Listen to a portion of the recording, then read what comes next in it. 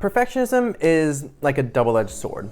See, it's helpful when it's creating due diligence and you are double-checking or triple-checking your work, but it can then have problems or create problems when you are procrastinating by spending so long on a single task or a single project. I'm Michael, also known as KES, and I believe that perfectionism is something that impacts everybody. Everyone can be subject to perfectionism.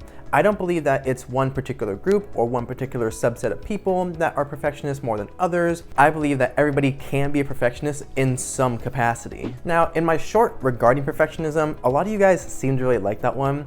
And if I had to take a guess, I would assume it's because most of us know someone who's a perfectionist, or as what I like to call a recovering perfectionist, because they are learning to take a step back and learning that I don't have to try to work consistently on something that may never actually be perfect, because perfect's not attainable. And while I say everyone is affected by perfectionism, so this is both leaders, team members, companies as a whole, in small doses, it can actually be pretty helpful. And by small doses, I'm referring to the idea of perfectionism creating due diligence. So as I mentioned earlier, this is double checking or triple checking your work because this project or this task you're working on for a really long time means a lot to you and you want to make sure it's done correctly. The other option then is that you are verifying along the way. So you finish one step, you check that it's correct, you finish the next step, you check that it's correct, and this is partnering up consistently so that way you're never getting derailed or never falling off track. The due diligence from perfectionism here helps alleviate future problems, so your future self will thank you for it. However, when it causes problems, when perfectionism delays things in the present, it causes problems today for you, for your lead, for your coworkers. And this could be things that even I've done in the past, where maybe a task that should have taken only a couple hours took a whole day.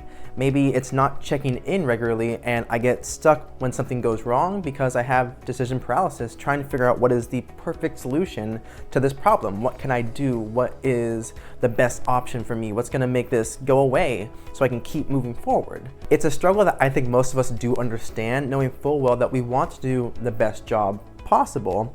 However, we can also get stuck in that cycle of this isn't good enough, I have to work on it again. And if it's not good enough the first time, then it's never gonna be good enough the second time. And then that cycle just continues over and over. So comment below if you guys are perfectionists yourself, or if you're a recovering perfectionist who's just trying to figure out what's gonna be the best option for you.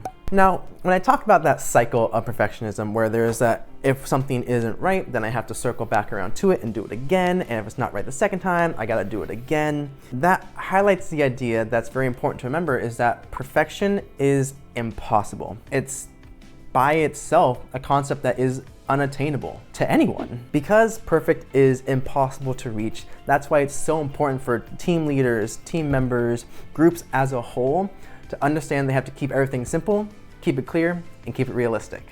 Be sure you check out my video on overcoming negativity bias in your careers and in your life.